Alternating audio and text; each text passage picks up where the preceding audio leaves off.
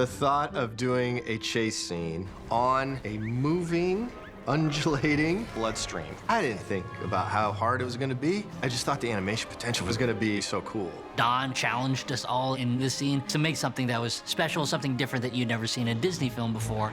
It's hugely complex, and it's the biggest sequence in the film. And we thought this was a really great way of showing what goes into making these films. We had an amazing team. They had to really work together to create this sequence. You ain't seen nothing yet, kid. The environment couldn't be more complicated. Picture a chase sequence on the top of a train, except the train this time is in the sky, and it's made of creatures that are swimming through the air. You have 3 generations of Quaids. How are you my dad? Oh, you want to have that conversation? Well, when 2 people love each other. Stop talking! We've got 5 human characters. We've got a 3-legged dog. Flamethrowers, skiffs flying around. Get on! Within the overall action sequence, there are definite narrative storytelling chapters. Who's he? My dad. What? Everything in the environment is alive. There's these hundreds of thousands of blood cells. It's probably one of the most complex sequences we ever done at Disney Animation. Wall of monsters! More than any other movie I've worked on, all the wonderful artists and animators had to work together at a level of collaboration that we've never seen before. Stay behind me. Who's he? Ethan, meet your grandpa. That's Jaeger Quaid? The sequence, which we call Don't Fear the Reapers, the moment Ethan, Jaeger, Searcher find themselves at this edge of a cliff with a crazy drop. Now what? Jump! Instead of panicking, Jaeger Quaid, the greatest hero, decides to push all of them off the cliff and luckily land on this bloodstream highway. For this particular scene, Don't Fear the Reaper, I really tried to stress very early on, let's not hold back. We all knew it was going to be a very difficult scene to pull off, but we'll figure it out. You know, that's kind of our motto. Have fun, make cool. That's going to be our crew shirt. Have fun, make cool. Yeah. The amazing thing about animation is everything is done from whole cloth. It's a totally iterative process, and every stage will bring something new. We start off with visual development. Visual development inspires story. The visual development, we start the first day of everything, and it goes all the way to the last day of production. So we have to go through the story, talk to the directors, and think about the best ideas first. This sequence, we were responsible for designing the landscape. And so it's a big action scene. We wanted to give it some danger. The scene starts with Ethan on top of this platform. So I was designing these branches thinking that maybe you can jump from one of them to the other one. It looked like the Grand Canyon, and already I could see the potential in what that could be. And then we just kept honing it from there. Follow me! Qui Nguyen is an amazing screenwriter and brings this wonderful humor. He started off writing and then became co-director on this film. In animation, it's a much more collaborative process than if this was live action. I can kind of share that responsibility of creating the world with everyone. When I'm working directly with my story artist, I kind of just write enough that they get the idea. I'm gonna just say they jump onto a bloodstream highway. That sounds cool. Let's go. And then they'll all say, what do you mean by that? And I can say, can you figure that part out? And they're like, yeah, cool. We talk and we brainstorm. We'll storyboard things and try many different iterations so that by the time we're ready to build this thing and animate this, we feel like we know the most effective way of telling the story. Don't Fear the Reaper is easily the most visually complex scene in the entire movie. From a boarding standpoint, it's very difficult to be able to track camera movements and moving characters and moving environments and make that all read in drawings. Our board artist, Javier Ledesma, his strong suit is scenes like this. We are like the laboratory of the movie. We have to test and try different ideas. Some of them are in the script, some of them comes up in the conversation. The first drawings that we do, they're really rough, just good enough to be understandable for directors. Originally, we had storyboarded it. The bloodstream was contained in tubes like arteries or veins, like in a body. And then a visual development artist named Kevin Nelson showed this artwork of the bloodstream being this kind of free, floating, it resembled almost a school of fish or something like that. The first version of the script happens inside of a kind of a cave, but then when Kevin Nelson did these amazing drawings of the red blood cells, like birds floating around, everything changes. What Kevin made unlocked our brains. Like, oh, it doesn't have to be so literal. It kind of just blew our minds open of what the potential of this scene could be in the movie. And Javier, who boarded the scene, we showed him Kevin's artwork. He thought it was really cool, and so he just did a whole nother pass at the scene.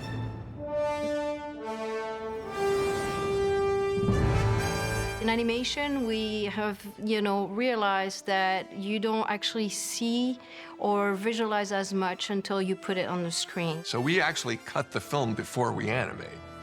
I have the honor and the privilege of being able to be with the film almost from start to finish. My job is to creatively collaborate and partner with the directors, story leads. What I get from them are storyboards. What we pair with that is what we call scratch dialogue. You're writing these jokes and you're writing these scenes, sometimes super emotional scenes, and you're getting a whole bunch of non-actors to do it. We just have storyboard artists, animators, anyone in the studio who feels comfortable getting behind a microphone, and we just start performing the lines, and I cut it to the boards. Help!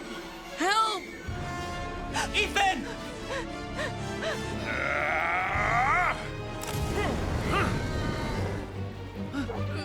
Move! Move!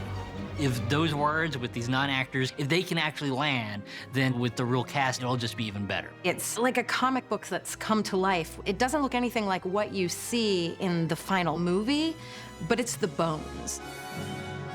And we will go through a cycle of screenings. The 4th or 5th, we start actually putting things in production. And that becomes what I love. The French use the term the film maquette, the model of the film. Eventually, the environments team comes in and they'll start building the world. One of the biggest challenges is to create this world where everything is literally living. So the first thing that we need to do is we need to work with the art department on what makes up this world. It's a big open space with all of these platforms that are kind of out in the atmosphere, and there's trees, and there's little plants growing on them, and we'll get sketches and drawings. Sometimes they'll even do little 3D models to tell us, this is what I'd like that world to look like. This sequence, design-wise, is a very complex set. The challenge comes from the camera is constantly moving. They need to travel a large distance, so the environment needs to be huge. When we started building the set, I think somebody measured it. It was like 3 miles of platforms. We've got a chase scene on a very uneven surface that is taking massive turns around Strange World. And layout, they had to put cameras with all that. In layout, our primary job, we're the digital cameramen. We set up the scene, and so we translate the storyboards into CG. We start with the staging and the blocking, and then after that, create camera movement. The way the camera moves can completely change how a scene feels. We're shooting it like live action, but just in an animated environment. As you're watching the sequence, it's easy to kind of get lost in all of these visuals. So our main job was to make sense of it all. Are there too many Reapers? Probably. If we start here, do we have any place to grow? And even though it looks like it's a simple thing, there's a lot of things that are happening that you didn't really think about. Why is this shot looking slow, but the next shot's looking fast? That when you actually have the actual objects in there, you see for the first time. Each time we mess with the bloodstream and make it more fun and moving around more, it just feels better and better. It's feeling amazing. It's super exciting. Like I'm a little blown away, you know? We kind of go through and try to fix all those issues. Those cameras that we're actually planting go all the way down to final. Once we figure it out, it's basically the blueprint that the rest of the production has. It is great. Wow. With every film, the layout artists are getting so good at kind of acting with the rough models. They can tell you so much of what the scene is actually going to be. We do the ugly version of the film, and everyone else just makes it pretty.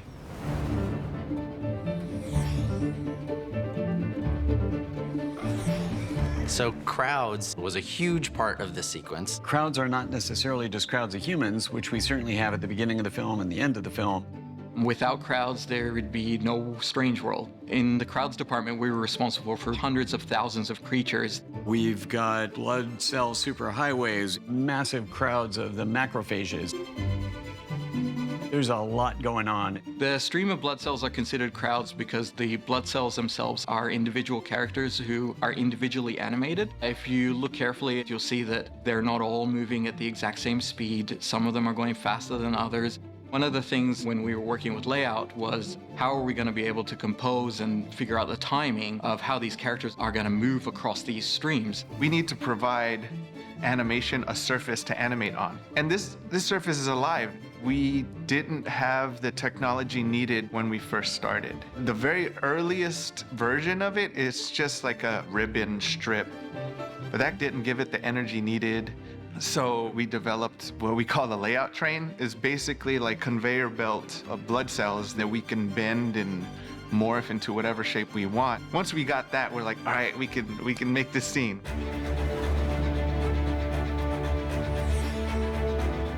He's awesome! He is not awesome! He just saved my life! You know, I was a part of that rescue too! He just saved your life! I got a little dizzy in the breathing art. When we feel confident with where the storyboards and the layout are going, it's time to record the real actors. Don't worry, I got this. Don and Qui, they put so much thought into creating a film and a work experience that is loving and inclusive. All of our actors are amazing. They were just so game to try anything. Splat? His name is Splat? Don is open to anything. And even more inspired when you gave him something off kilter or what he didn't expect. Guys, we're stuck! A lot of times they would do something in the session that we thought, oh, that's funny. Move, move, go, go, go, go! Move those feet! Pick them up, pick them up, pick up those knees! Yeah, pretty funny. Oh, no, no, no, don't you mom me! Once we get home, your butt is grounded for life! Oh, I like her. One of the things I'm most proud of with this movie in general is the animation. It's some of the best we've ever done. We were in conversations for months for this sequence. For this particular scene, because there was so much broad movement, a lot of animators would just show us just really rough hand-drawn passes before they would commit to doing it in CG. In animation, it's a 3D puppet. You can manipulate the joints of the character, facial muscles, everything in the character is movable. Every creature was so unique, so we work with the TDs and the rigging team to develop the rigs. What does this thing look like when it has 10 arms, and how do we rig that so it's not crashing through itself? The animator or the artist is kind of putting his or her soul into that. We really wanted to sell the danger that they were in, so while they're talking, we needed them to really be like stumbling and falling. Where that became a challenge as well is the voice actors are in the studio. Reapers! Reapers! Reapers coming! And they are not jogging on a giant plane of blood cells. So we had to pick the right moment in the audio to actually animate someone falling. Oh, no! Ethan! That was a very unique challenge. While all these things are happening, how do we make each of these characters experience something in their own way? And I love the slow motion shot with Jaeger with his flamethrower. This sequence animation had to really work with effects tightly. Effects is responsible for any smoke, water, goop. There's a lot of goop in this movie. You got Jaeger, who's got a flamethrower that's torching stuff along the way. For the flame coming out of the flamethrower, in layout, it might be represented by just like a yellow oval coming out, and then that gets passed on to the effects department, and they make it awesome. Seeing the expressions on Jaeger's face, finding those entertaining choices is what makes a great performance. Not talking to my son! You have thousands of things that are all moving on screen at once, so we worked on really controlling the eye and understanding how to show the audience what matters in the story. The villains of this piece are the macrophages, or the reapers, as we call them. We did a lot of testing to figure out what the macrophages were. There's this concept of pencil mileage in 2D animation. Pencil mileage is the idea of like, there's a lot of lines in a character, so you have to draw all of these little bits of detail, and it takes longer to do it. The macrophages in particular have a lot of whatever the CG equivalent of pencil mileage is. Okay, so they're smarter than they look. I could have told you that. And on that note, Splat was probably the most challenging character. We spent probably the better part of a year figuring out how we were even going to animate Splat. Splat is definitely one of the hardest rigs that we have on the show. By far one of the simplest characters, but don't be mistaken, there's a lot of technology behind that character. Splat! It was this incredible challenge. Splat has been crafted by every single one who got to touch and animate this kind of funny, goofy character that can kind of surprise you at every, step of the way.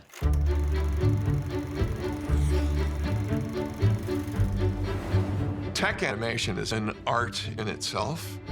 If Jaeger's jumping from blood cell to blood cell and his beard doesn't move, does it really look like he's doing that at all? If there's not wind blowing across that hair, do you know they're going so fast? If the clothes aren't fluttering, do you know they're really moving at a breakneck speed? We're technical animation supervisors for Strange Worlds. We augment the performance, craft the cloth and hair and other secondary animation performances for all of our hero characters. So for this example, where they're running on the blood cell, we need to go find a reference. We need to see how their clothes is moving, how their hair is moving. And we've got Legend, Legend, being entirely covered in hair. All of those hairs have to be simulated. Thanks, buddy! It is a strange world, and it did come with strange challenges. Splat jumps on Ethan and starts riding along his backpack, who has organelles floating around inside of its cellular structure. We want those organelles to bounce around and respond, and so we're using that tool set for that.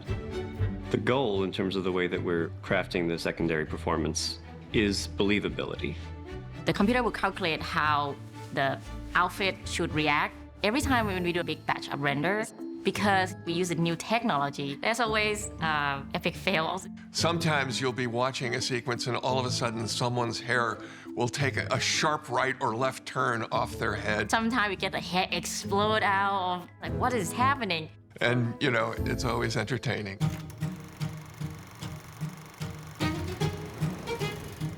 Lighting is probably one of the most magic processes. It really gives you that final image of what the world looks like. The characters traverse a large swath of space. When they jump off onto the bloodstream, they're literally like on a train, basically, and it's heading towards who knows where. The challenges faced there is like, we need to feel a sense that we're moved through a lot of space. It's a very dynamic lighting situation where it looks bright one way and dark the other way towards the Reaper hives. This sequence in particular, it allowed us to really define what we wanted this world to look like. It's not a world that we're used to seeing. It's a world that we're creating from scratch. It was really challenging because there's a lot of wide shots, and the characters may be very small in frame, so we basically guide the viewer's eye to where we want them to look. There were some interesting things that we had to kind of figure out. For instance, one of the characters actually dives into the bloodstream. Well, how is that going to work? We're the ones that are there, like, the first time the directors get to see what their movie's going to look like. All the pieces finally come together. It's that first moment where it's like, this is the image that's going to go out to the world.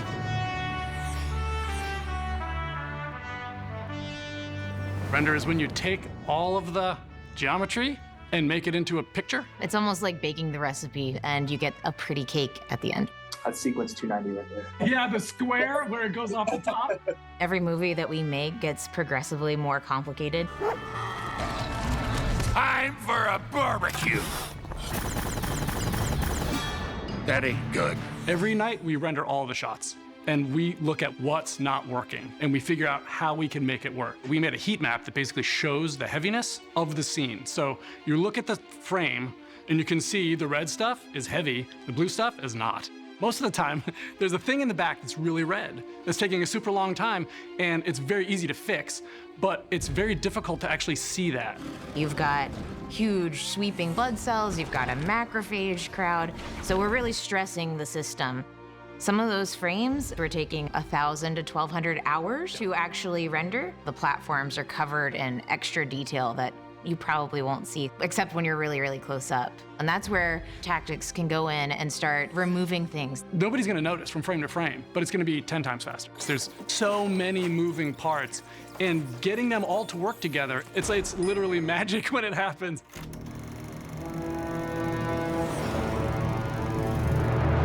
The music score for this is wild, and Henry Jackman, who we worked with before on Big Hero 6, is doing a score that is going to, I think, blow people away. The thing that I like about that scene is there are very distinct moments, because when you first see the Reapers, there's a sort of overall suspense to it before our team of characters launch, fully into action. Henry Jackman, he's brilliant. Collaborating with him has been just a reminder of how big we wanted this film to be. We wanted something that felt that huge and rich. It's thrilling, it's exciting, it still has enough danger. The jeopardy comes from the Reapers, and musically you can be specific on continuing to hit them with our scary, but it has enough space in there for bursts of heroism and bursts of levity. You can suddenly take the Strange World theme and do a quick fanfare for Splat, as long as you kind of glue it all into one.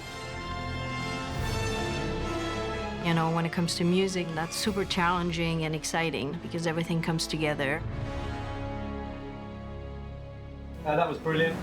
Final shots are coming in and we're loading everything that's like beautiful, lit, final renders. We're also starting to ramp up with our sound design.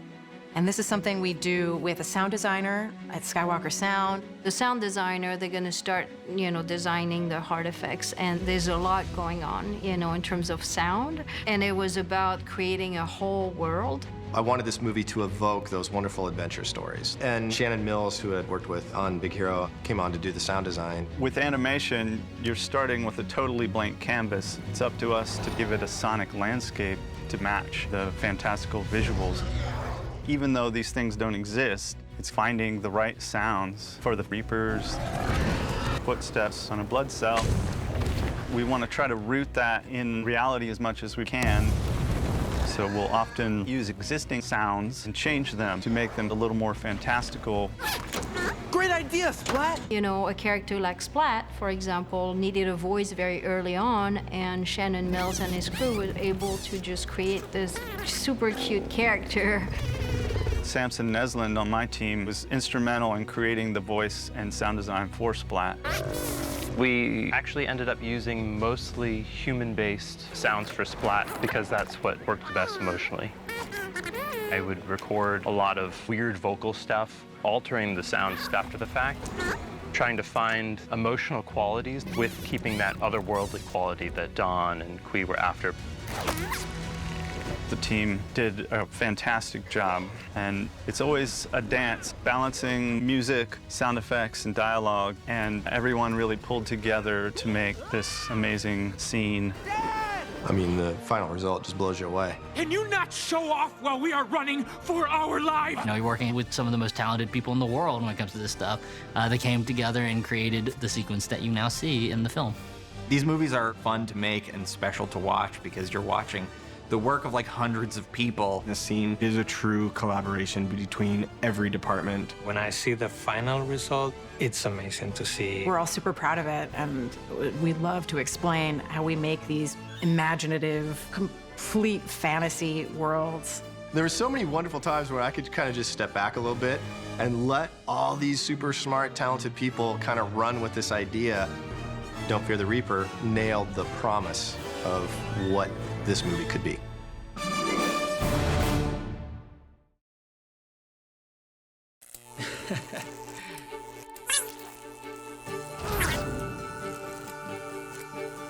I'm Jaboukie Young-White, and I play Ethan Quaid in Disney's Strange World. Hey! The filmmakers wanted this story to take place inside the body of a turtle.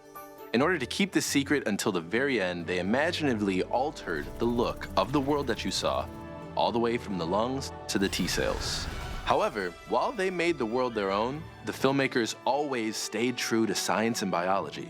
The original pitch of this film was, what if you discovered that the world you're living on is an actual living thing? I agree with that snot bubble here. What? Because this was going to take place inside the body of a living thing. We needed to learn about the systems of the body. We need you to figure this out, otherwise we're doomed. We are doomed! Knowing that we weren't going to be able to reveal this environment was inside a biological system, we had to make sure that it was inspired by it so that when you go back and you watch it a second time, you're like, oh, I see where that came from. What are these things? That's one of the most exciting things as an artist, to be challenged to think outside the box.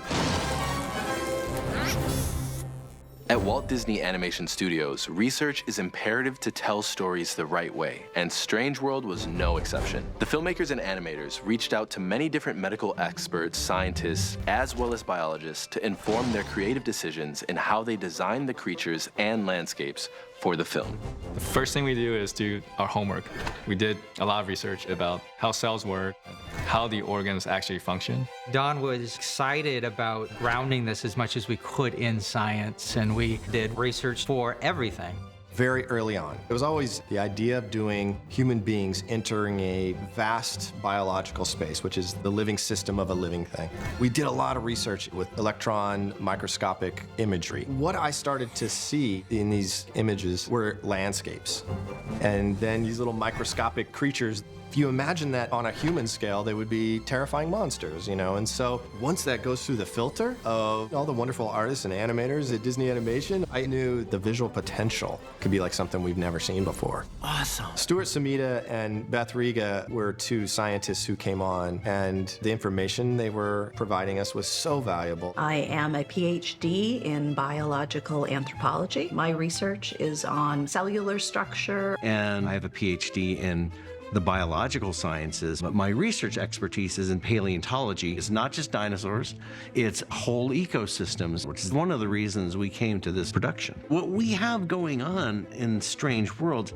is biology and art coming together to create this amazing ecosystem. One of the things that we decided conceptually was, even though this world is a turtle, it is not exactly mimicking turtle anatomy and physiology. We opened this up to all sorts of organisms, including insects and other non-vertebrate animals.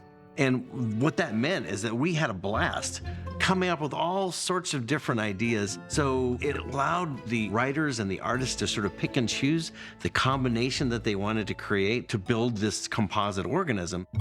They would just kind of feed us with, oh, you should look at this, or here's an animal that does this.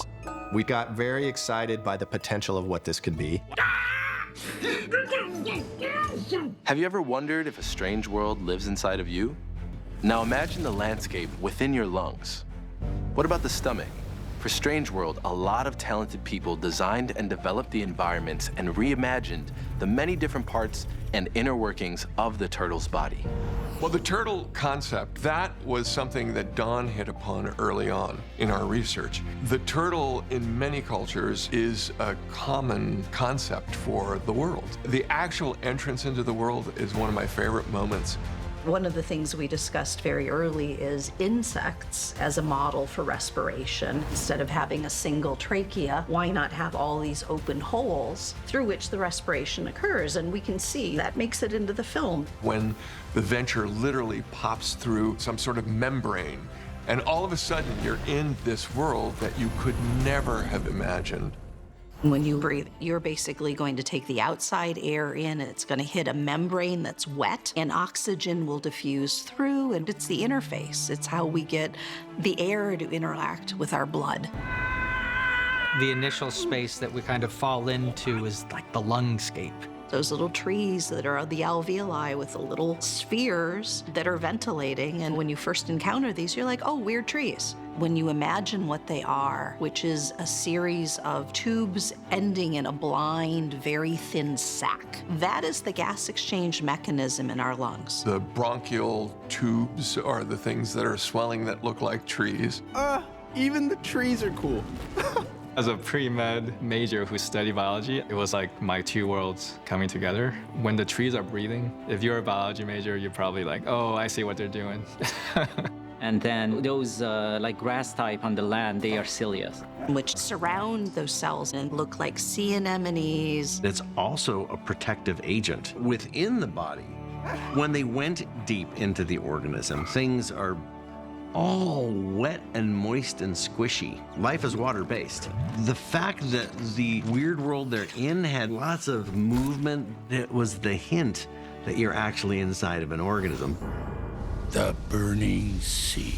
We go through the stomach area, which is the burning sea. A place where the cliffs are alive and the waters will dissolve the flesh off your bones. As soon as they said acid, we were like, oh, we know exactly where we are. The stomach has a couple different functions: grinding stuff up, squirting it with acid, and passing it on to the next station. Part of your immune system is that acid that's going to kill the pathogens. In the stomach, we have little creatures called the poot pickles. And the poot pickles are basically little balls of gas. When you are going through the stomach, I was going through research and acidic lakes. They all have this phosphoric green and yellows. We're all seeing the same thing, yeah? But we kept it neon green, so it's different with the farm.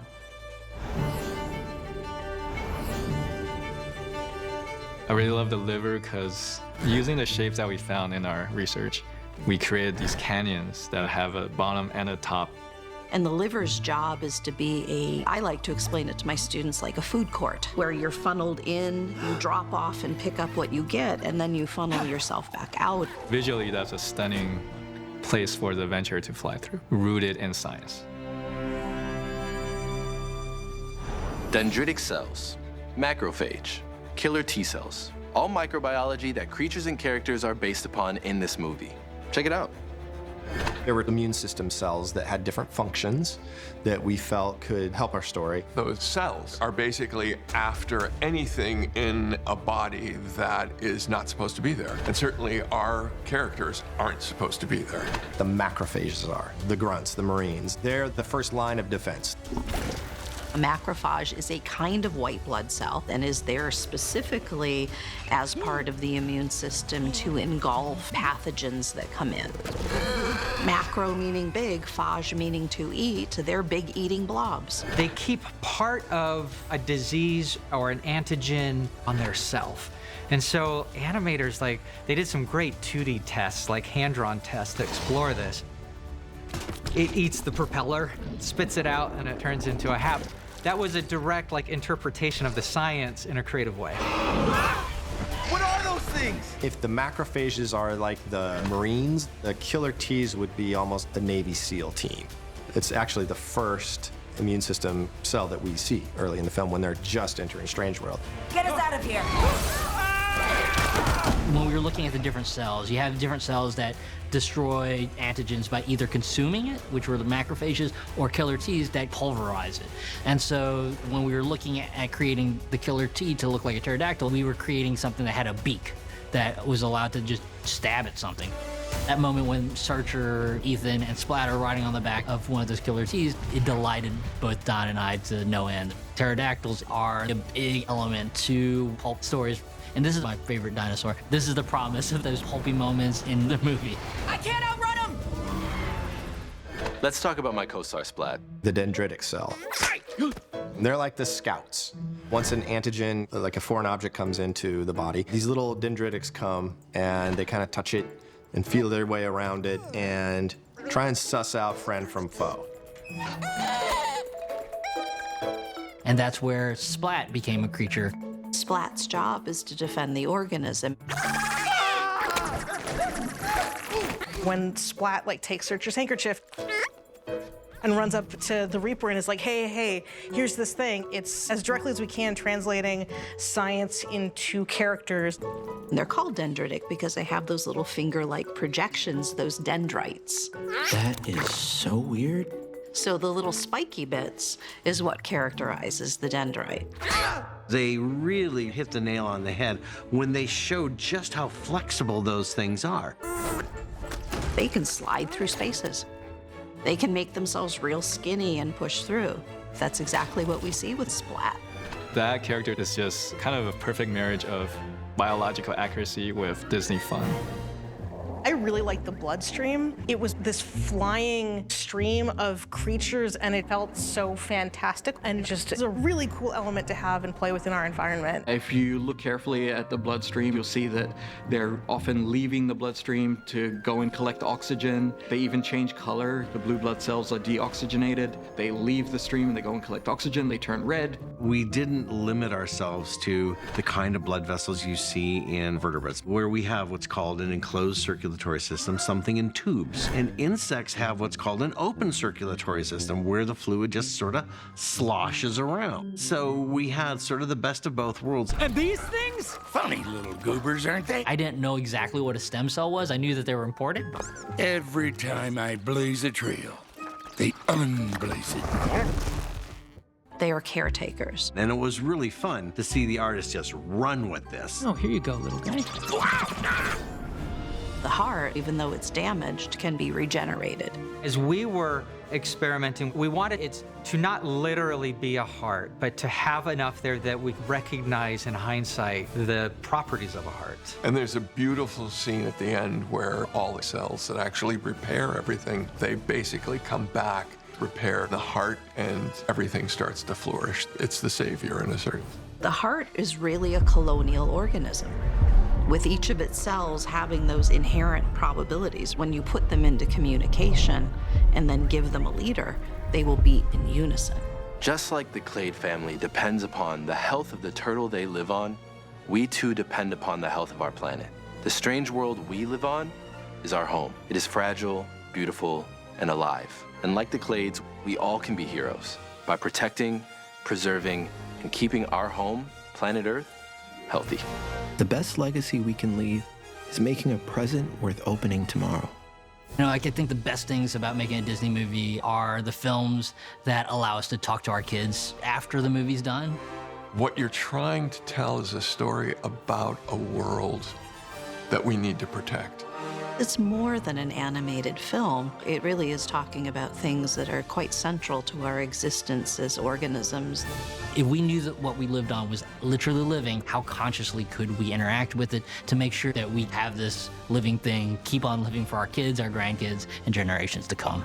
It tells a story about 3 generations. Each generation is looking for its own path. Yeager wanting to be the conqueror, Searcher wanting to be the controller, and Ethan wanting to be the conservationist. It's really reflective of the last 70 years of human thinking.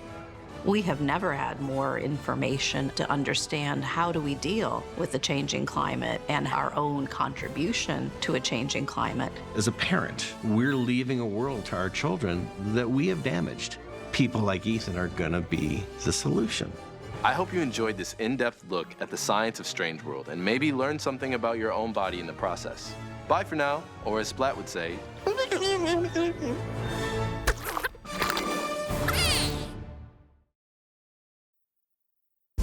Deep below the surface of Avalonia live creatures some would describe as terrifying, creepy crawly, gassy, cute and squishy. Whoa, what is that? It's so cute. I want to merchandise it.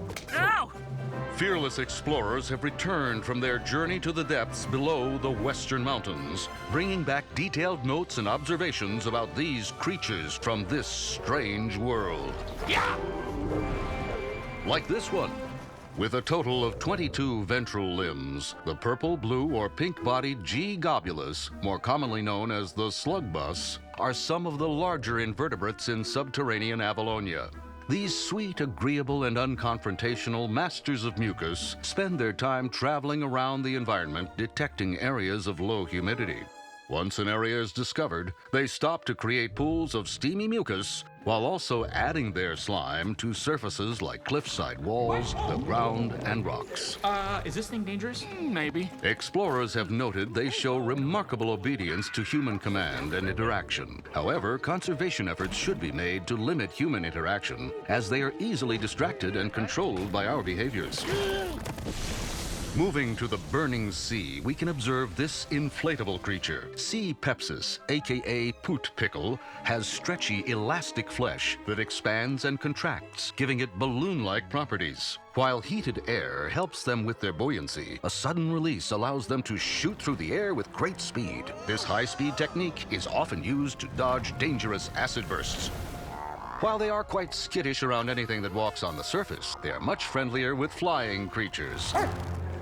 While some creatures in subterranean Avalonia can make your skin crawl, literally, others grace the environment with their elegance and beauty. Meet F. antaeanus, more commonly called filterlope. The 6-legged deer-like creatures travel around the region using their antennae to filter and clean other creatures and the air, capturing dirt, grime, and other bad particles. Other creatures are often observed passing through them on their own will to essentially bathe themselves. These housekeepers of habitat are also often seen cleaning surfaces. Since the discovery of the filterlope, many fashion trends in Avalonia, old and new, have found their inspiration and continued popularity from the stylish creature. Moving on from the graceful to the grotesque. From its extending mouth tentacles to the trophies of foreign particles protruding from its body, the S. macrophis, quite fittingly known as the Reaper, omits its gargled roar. We should go. As it walks across every inch of sub-Avalonia, looking for sick creatures and foreign objects to swallow and digest. The typical Reaper can stand 10 to 15 feet in height and up to 30 to 40 feet in length when their tentacles are at full extension. Hi. These coroners of the coronaries are highly aggressive, suspicious, relentless, and unyielding. Get on! Consider them to be a danger to any foreign visitor not native to this environment. Whew. So glad we're not dead. However, even a scary creature can have friends. Meet the Scouts. The elastic 12 limbs of the Scout can stretch and extend 15 times longer than its original length, and in some cases more. These sneaky scampers will lure foreign invaders to the Reapers to be killed and destroyed. Don't let their moist and squishy appearance fool you. While they can't kill you themselves, if you don't belong here, they have the creature connections to destroy you. Ugh. Hey, stop pushing buttons. Bad splat. The S. nubnubis, locally referred to as nub McNubbins. Nub McNubbins walk around on their little nubbed legs, toppling over and bumping into things like dead or injured creatures and structures. Instead of reporting them to the defense creatures like our friends the Scouts, these nubs have the unique ability to combine themselves with the destroyed creature or structure and turn into it, taking on the same tissue and genetic composition, ultimately saving them from the eventual consumption of a Reaper or pterodactyl. Oh, here you go, little guy. These impossibly cute creatures are a favorite of Avalonians and like to stroke people's faces in a slow and creepy fashion. Funny little goobers, aren't they? The transportation of Nub McNubbins on S. transportus is another example of creature helping creature deep down here in sub-Avalonia. These McNubbin monorails, measuring at 2 stories in length and 4 stories wide, using their 6 thin legs, Transportosaurus traverse the landscape very slowly, carrying Nub McNubbins looking for damaged and destroyed creatures for them to repair. Due to their massive size, most predators are hesitant to approach these walking locomotives, and in turn, the Transportosaurus doesn't give a bile about anyone else. Except maybe the cute and squishy Nub McNubbins, of course. Now, moving back to the mucus, we find I. globulinus, not only the perfect name for something that lives in snot, but also for a rock turtle. These blue shell-wearing creatures have 9 tentacles of various lengths. The sharp spikes on the back of its shell help prevent it from being stepped on by the likes of a Transportosaurus. They live on a diet of foreign invaders like bugs and so forth, keeping the mucus pools clean and protected. Warning, while these creatures look harmless and move slowly, do not place your hands or feet in the mucus where they reside. Doing so may result in them grabbing your foot and trying to slowly eat you. What? Oof, I don't know what you just said, but I'm pretty sure it was inappropriate. Thank you for joining us on this spine-tingling adventure into sub-Avalonia. We hope you don't encounter any of these creatures in your dreams this evening or at your local mucus pool. Except maybe the Nub McNubbins. Aren't they cute? Do you see that, everyone? There's so much to explore in Strange World, from the environments to the creatures to the relationships both old and new. Awesome! But when you take a deeper dive below the surface and look closer at what the talented filmmakers and artists created, you may discover something you didn't see the first time around. So, hop on your nearest Transportosaurus and join us as we uncover the hidden secrets of Strange World. Well, let's get moving! This is gonna be awesome! Let's begin with the power of Pando. What are you? When you saw what this stuff could do, didn't you just want to box it up and use it for real? Yeah. Someone at Disney Animation Studios certainly did. Maybe it was even Mickey himself. How's that for a hidden Mickey? So clever. Speaking of Pando, meet Petey Pando, the mascot created to help promote the benefits of Pando. What? Wait. You haven't heard of him? That's because he was cut from the film. I'm sorry, what? But if you take a close look throughout Avalonia, you can still find him here and here. All right, next stop. Here's one for all you biology nerds out there. Okay. We all know that the family of the film's last name is Quaid, right? The one and only. Biologically speaking, the word clade means a group of organisms believed to have evolved from a common ancestor. Ah, you're a clade! What a perfect name for the 3 generations of heroes we meet in Strange World. Huh, look at that. Don't worry, Legend. We won't leave you out. Hey, boy. That's right. His name has an origin story, too. When Bertie Mattinson was inducted as a Disney legend in 2008, director Don Hall gave him the nickname Legend. During early development, Bernie would tell Don that they needed a dog character to help root the story. Right. At the time, Don didn't think it was needed because they had Splat. But eventually, Bernie's advice was taken, and a dog character was born and lovingly given the name Legend. Legend! After the Disney legend who inspired him. Some of everyone's favorite Easter eggs are finding hidden characters and references from other Disney films. That's right, Bob. Being that Strange World has an anatomy/biology motif, and Big Hero 6 had the same director, it seems only fitting that a personal healthcare companion would make it into the film. What is that? Baymax from Big Hero 6? Right here. Awesome. Have you seen Bolt around? No. Me neither. Neither has anyone else in Avalonia. According to this poster, he's lost. What? Does this river look familiar? I've never seen anything like this. Maybe like the dragon-shaped river from Raya and the Last Dragon? Wait, what? If you need a geographical visual for that, part of Kumandra can be seen here. And those aren't the only references to Raya and the Last Dragon. Look, it's Tuk Tuk in the background of this scene. Oh, impossible. What do Strange World and Aladdin have in common? Would you believe it was Splat and the magic carpet? As Splat's design evolved, the characters team discovered that Splat expressed its emotions very much like Aladdin's carpet. I think that's pretty obvious. That's what I call a whole new Strange World. It's time to talk statistics. Are you ready? Strange World was a big animated movie with 1,542 shots. Whoa! Out of those shots, 954 of them were effects shots. That's over 60% of the whole film. This doesn't make any sense. The crowds department is the team that populates an animated movie with, you guessed it, crowds. In most films, the crowds are made up of human characters. But in Strange World, they are made up of blood cells, killer T cells, macrophages, stem cells, flying cars, hoot pickles, and more. We are clearly in uncharted territory. Can you find all 12,387 barnacle flowers in this scene? Right there.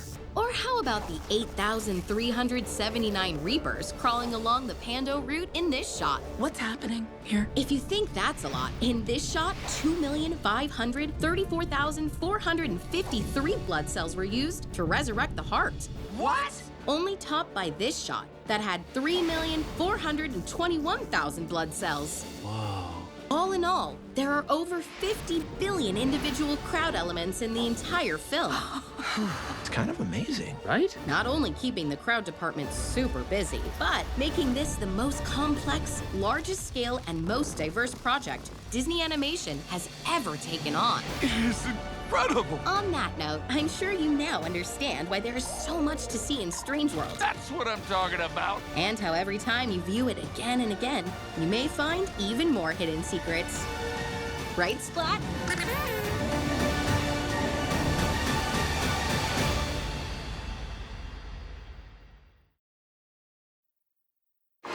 Are we rolling? Are we rolling?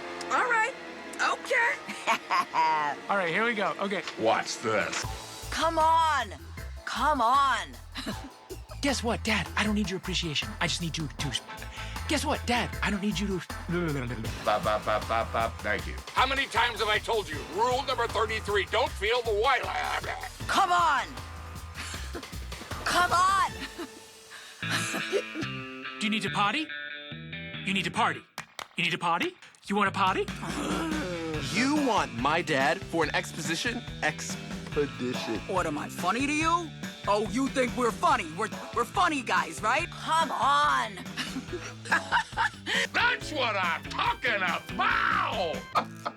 It's classic Jaeger, Quaid. Meridian! Meridian! Sorry, can't hear ya.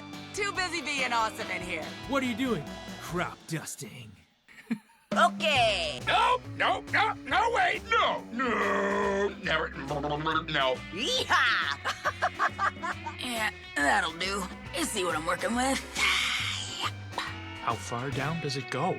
Because that looks like it goes down really far.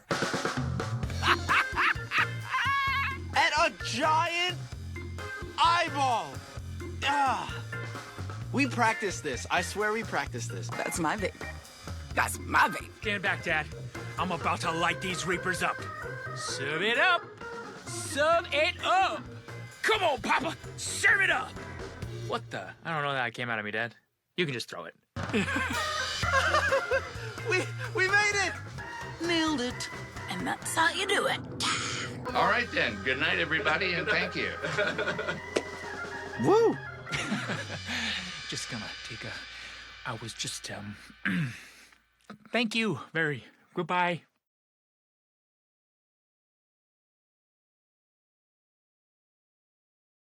Hi, I'm David Derrick, head of story on Strange World with Lissa Tryman. This scene was the first scene in the film, The Ballad of Jaeger Clade. This version was cut from the film, but there is a version that did make it. In a lot of our sequences, they'll start out with a germ of the idea, and as it evolves, that old sequence will be completely replaced. So you'll see in this sequence that Searcher never went on the expeditions with his father Jaeger, and he has to watch and wait for Jaeger to come home. And the animosity that he has with his father deals with that separation. Ultimately, we decided we wanted to have them together and to feel the separation very personal with one leaving the other. And so we drifted from that concept. But you can still see in the DNA of this scene what was ultimately in the final scene. Come around, boys and girls. Let me tell you how Avalonia became Avalonia. How we grew from a tiny little village surrounded by the great mountain wall into the incredible civilization we have today. We have one man to thank for that, a legendary explorer named Jaeger Clade. He expanded our world from nothing to something, his muscles so strong, his mind so cunning.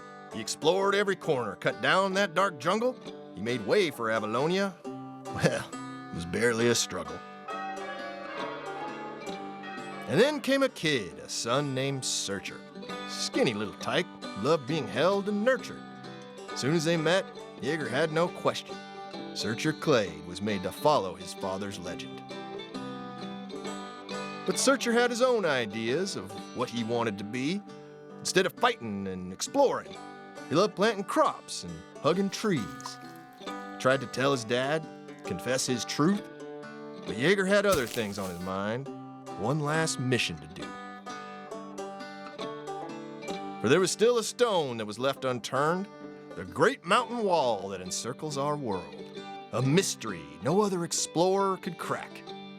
Jaeger swore he'd get past it, but instead, he never came back.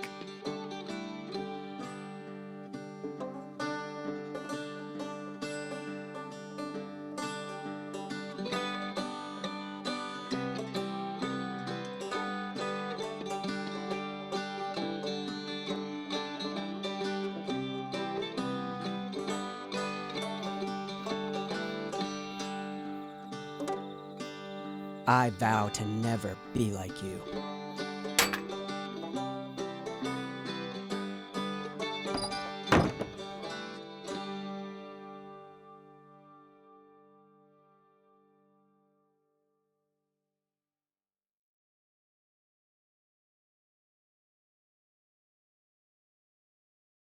The scene you're about to see is called Lightning Links, and this one deals with Meridian's backstory. Meridian as a character was one that we did a lot of work trying to find the right balance on, trying to tell the story of who she is in relation to her family, but also try and convey a sense of who she is as an individual. And for a while, we had this backstory for her that was based on this amazing story pitch by Samantha Vilfort, who's one of our board artists who boarded the scene, where she was a stunt pilot who loved to fly, was really great at her job, and then one day her plane crashed and she barely walked away from it alive, and it left her so scared to fly that she hadn't gone up in the air since then. And the act of getting in that crop duster and going after her family and going on this adventure was actually helping her to confront a lot of past trauma and ultimately to overcome it. It was this really beautiful story, but it was one that we felt we didn't have the screen time to properly honor.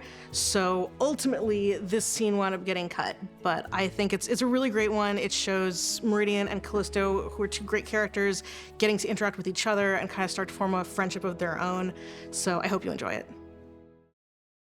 Ethan! Ethan! Ethan! What the? What? Whoa! Whoa! Get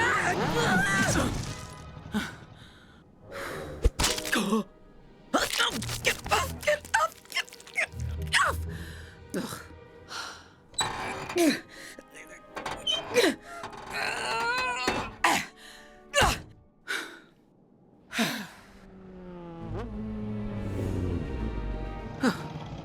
Dorian Mall, what are you doing out here? Well, when the 2 civilians in your care suddenly go missing, it really shakes up your to-do list. Also, these gifts are kind of expensive. Sorry. Ah, the old Lightning Lynx logo. I'm a big Air Derby fan. You were one of the best. Thanks.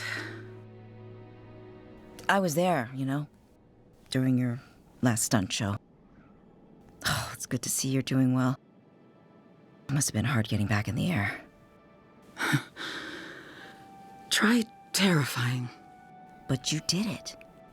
That's something. Only because my family's in trouble. That stupid crash is gonna be my legacy. Well, it's never too late to build a new one. Especially when you have a good reason for it. I see why you're the doyen. You're pretty good at it. Huh. That should be my next campaign slogan. Doyen Mall. Pretty good at it.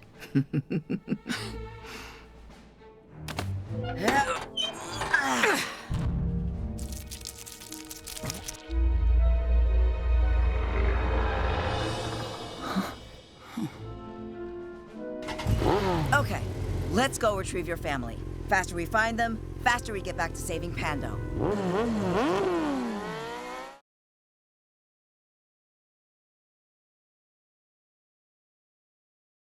You're about to see the sequence named Funerals and Promises. This sequence really was a beautiful sequence, a powerful one, that showed the loss in Searcher's life, losing his father, but then the turn in the scene was that he found Pando, right? He found this new power source. That same story point actually totally plays out in the movie. We just combine them with the previous scene. And so you find with a lot of these sequences, they don't need their own sequence. And this was an example of a story trying many different versions.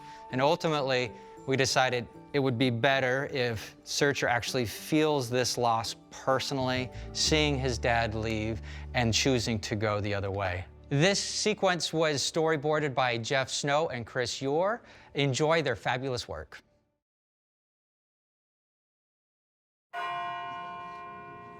Jaeger Clade was the best of us.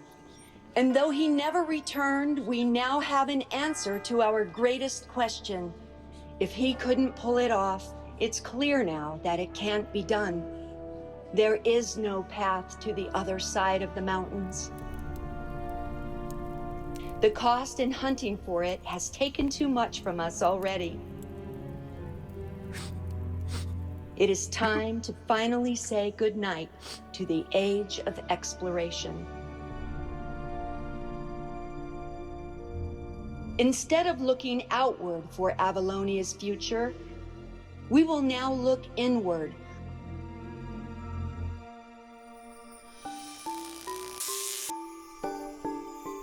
For it will be our minds, not our muscles, that will craft our future. No longer will we seek to conquer more land, but instead, we'll find better ways to control and utilize what we already have. This is how we will make the world a better place.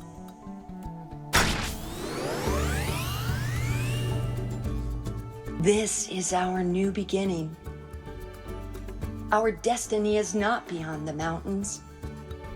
It's already here, in our hands.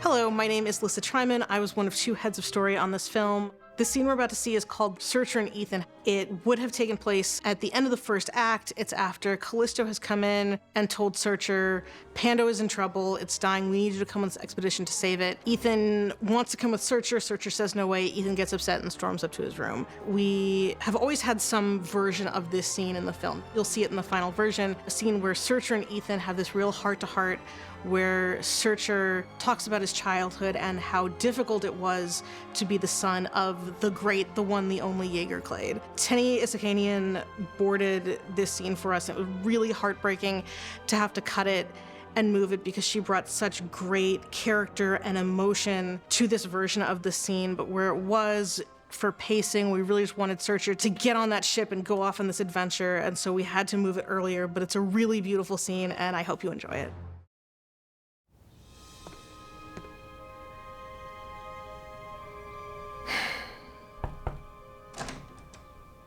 Hey, bud. Dad, come on. I can take care of myself. Ethan. You're the one who's always talking about father-son moments. This would be an epic father-son moment. Ethan. Besides, going on an expedition sounds cool. Ethan, being an explorer isn't what you think it is. And how am I supposed to know that, Dad? You never talk about Grandpa.